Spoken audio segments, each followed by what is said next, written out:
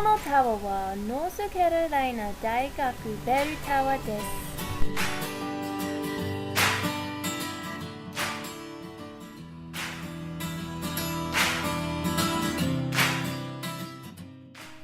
また、レジェンド・イン・ストーンと言われています。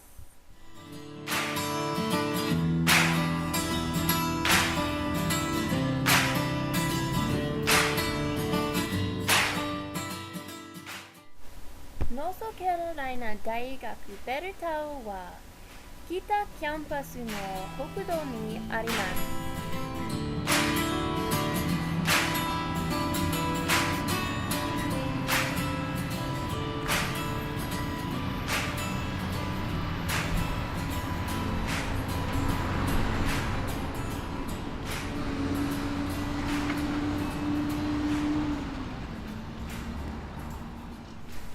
ベルタワーはマウントエリのグラニトでできます。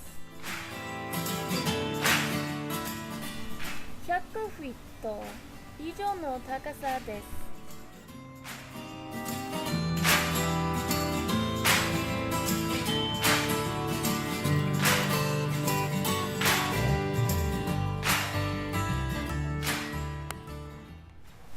この建物はノースカロライナ大学のロゴがシールで知られています。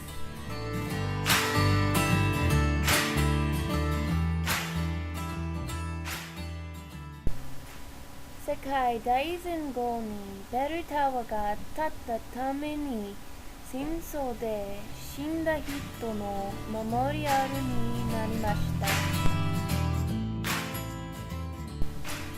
33人のノースカロライナ大学生が死にました。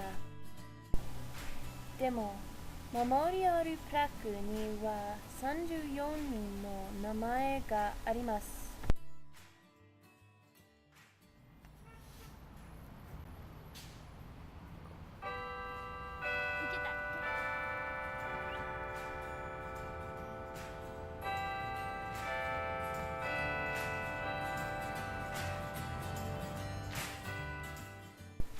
ベルタワーの中に特別なメモリアルの部屋があります。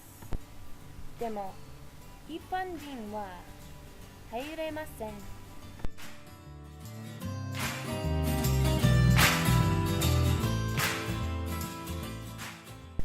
作った人はウィリアム・ヘンリー・ディエシです。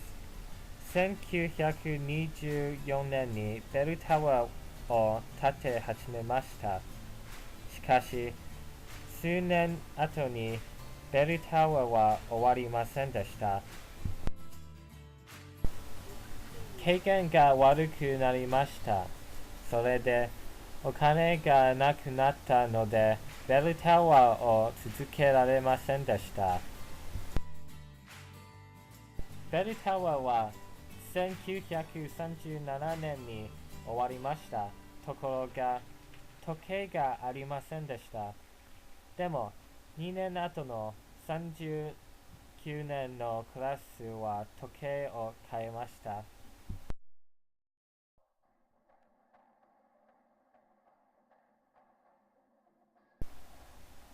今、タワーはベルがありません。でも、すぐに本当のベルを入れると言われています。